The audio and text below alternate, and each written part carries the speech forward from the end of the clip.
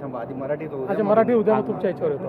चला काही आहे तुमचं? वाढवण बंदराचा विकास हा एक महत्त्वाचा मुद्दा आजच्या सकाळच्या सुद्धा कार्यक्रमामध्ये दिसून आलाय. महाराष्ट्राच्या प्रगतीत या बंदराचं किती मोठं योगदान असणार आहे आणि त्यात काय काय नवीन गोष्टी घडतात? वाढवण बंदर हे भारताला एक मॅरिटाईम पॉवर बनवणार आहे.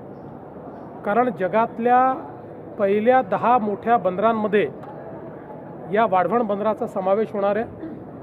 आणि आज आपण ग्लोबल लॉजिस्टिक्समध्ये, ग्लोबल सप्लाय चेनमध्ये एक महत्त्वाचे प्लेयर म्हणून वाढवण बंदरामुळे एस्टॅब्लिश होणार आहोत.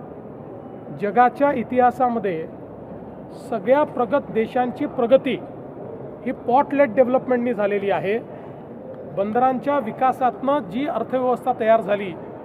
आणि आपण जर मुंबईचा विचार केला तर मुंबई पोर्ट आणि JNPT पोर्टने गेले 30 वर्ष मुंबईला देशाची आर्थिक राजधानी म्हणून एस्टॅब्लिश केलं आहे. आता याच्यापेक्षाही 3 पट मोठा हे वाढवण बंदर झाल्यानंतर त्या ठिकाणी जो इंडस्ट्रियल एरिया तयार होणार आहे, न्यू एज इंडस्ट्री येणार आहे, ज्या टेक्नॉलॉजीज येणार आहेत आणि जी आपली कार्गो हँडलिंगची क्षमता आहे त्याच्यामुळे एक मोठं परिवर्तन होईल. आणि आपण सगळ्यात महत्त्वाचं आहे की फ्रॉम डे 1 आपण वाढवण बंदर जे आहे हे एक 100 किलोमीटरचा एक्सप्रेसवे तयार करून समृद्धी एक्सप्रेसवेला तो जोडतो आहे. त्यामुळे हे पोर्टलेट डेव्हलपमेंट वाढवणचं हे संपूर्ण महाराष्ट्राला त्या ठिकाणी त्याचा फायदा होणार आहे. आणि म्हणून मला असं वाटतं की पुढच्या काळामध्ये पुढचे 50 वर्ष महाराष्ट्राचा विकास आणि पुढचे 50 वर्ष देशाचा मॅरिटाईम विकास हा या वाढवण बंदराने होणार आहे. सर, महाराष्ट्रामध्ये भाजप कुबड्या घेऊन चालत नाही तर स्वतःच्या पायात चालतो असं अमित शहाने मोठं भाष्य केलं आज. 100% खरं आहे, त्यात काय चूक आहे?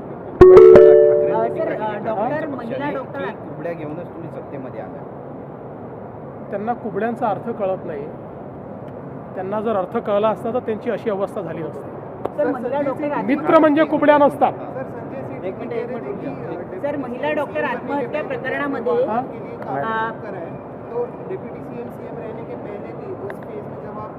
आता isakal.com आहे देशातील नंबर 1 ची मराठी न्यूज वेबसाईट.